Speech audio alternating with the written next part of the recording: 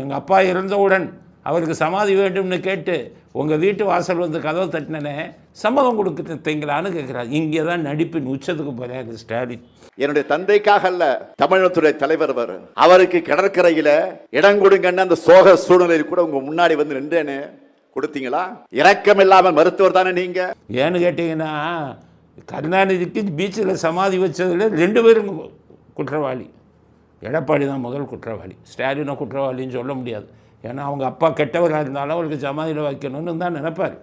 ஆனால் 2 பேரும் சேர்ந்து செய்த சதித்திட்டம் தான் அங்கே வந்து சமாதி வந்தது. இப்போ எடப்பாடி சொல்கிறாரு, நான் ஏன் மறுத்தேன் தெரியுமா? நீங்கள் எங்கே மறுத்தீங்க? கதைக்கிறாரு. நீங்கள் விஎன் ஜானகிக்கு கொடுக்க மாட்டேன்னீங்க, எம்ஜிஆருடைய மனைவி, அதனால தான் நான் மறுத்தேன். மறுக்கவே இல்லை.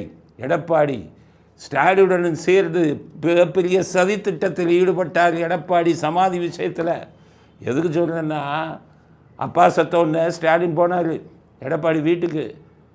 நான் போனேன்னு மட்டும்தான் சொன்னார், அவர் அழுத கதையை சொல்லலை. தேம்பி அழுதார் டேரக்டாக எடப்பாடிட்ட. காலை பிடிக்கிற அளவுக்கு போயிட்டார்.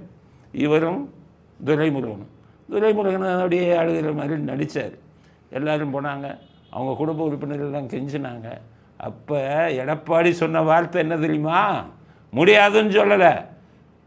உங்கள் அப்பாவுக்கு இங்கே சமாதி கொடுத்தேன்னா அதிமுக தொண்டர்கள்லாம் என்னை அடித்து கொண்டுருவாங்க, ஏற்றுக்கொள்ளவே மாட்டார்கள்னாரு. அப்போ தான் இவங்க பொடியோடு போனாங்க. மிகப்பெரிய சதித்திட்டம். அங்கெல்லாம் பேசி வச்சுட்டாங்க, கோர்ட்டில் வக்கீலுங்கிட்டெல்லாம் பேசி வச்சுட்டாங்க. அப்போ வக்கீலுங்க சொன்னது, நாங்கள் கோர்ட்டில் ஆர்டர் வாங்கி தரோம், அதெல்லாம் பண்ணிட்டோம், ஆனால் அரசாங்கத்திட்டருந்து சமாதி வைக்கணும்னு நீங்கள் எழுத்து மூலமாக கேளுங்க, அதுக்கு ஒரே ஒரு இது, உங்கள் கோரிக்கை நிராகரிக்கப்பட்டதுன்னு மட்டும் வாங்கிக்கோங்க, நாங்கள் சமாதிக்கு கோர்ட்டில் ஆர்டர் வாங்கிடுவோம்.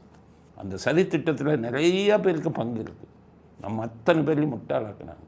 உடனே ஸ்டாலின் கேட்குறாரு, நீங்கள் அதிமுககாரங்க அடித்து கொண்டுருவாங்க, என்னை விட மாட்டாங்கன்னு சொல்கிறீங்க, அப்படின்னா நீங்கள் அனுமதி கொடுக்க வேணாம், நாங்கள் ஒரு மனு கொடுக்குறோம், எங்களுக்கு வந்து எங்கள் தலைவருக்கு எங்கள் தந்தைக்கு அங்கே சமாதி கொடுக்கணும், முன்னாள் முதல்வருக்கு கொடுக்குறோம், நீங்கள் என்ன பண்ணுங்கள், அதை நிராகரித்து முடியாதுன்னு சொல்லி எங்களுக்கு ஒரு பதில் கொடுத்துட்டிங்கன்னா நான் கோர்ட்டில் வாங்கிக்கிறோம். இங்கே தான் சதித்திட்டம், எடப்பாடி ஸ்டாலின் சதித்திட்டம் ஆரம்பித்தது. அதிமுகலாம் கோச்சிக்கிறாதீங்க, நான் உண்மையை தான் பேசுவேன், உன்னை தான் சொல்லுவேன். அது எடப்பாடியாக இருந்தாலும் சரி, ஓபியா யாராக இருந்தாலும் கவலை கிடையாது. செய்த நம்பிக்கை துரோகத்தை உண்மை பேசி தான் ஆகணும். உடனே அந்த நிராகரிக்கப்பட்டு உடனே அங்கேயே எழுதுகிறாங்க மனு. ஸ்டாலின் எழுதி எடப்பாடிகிட்ட கொடுக்குறாங்க. 1 மணி நேரத்தில் எடப்பாடி அதை நிராகரித்து உங்களுக்கு பதில் கையில் கொடுத்தார். இல்லைன்னா சமாதியாக வந்திருக்காது.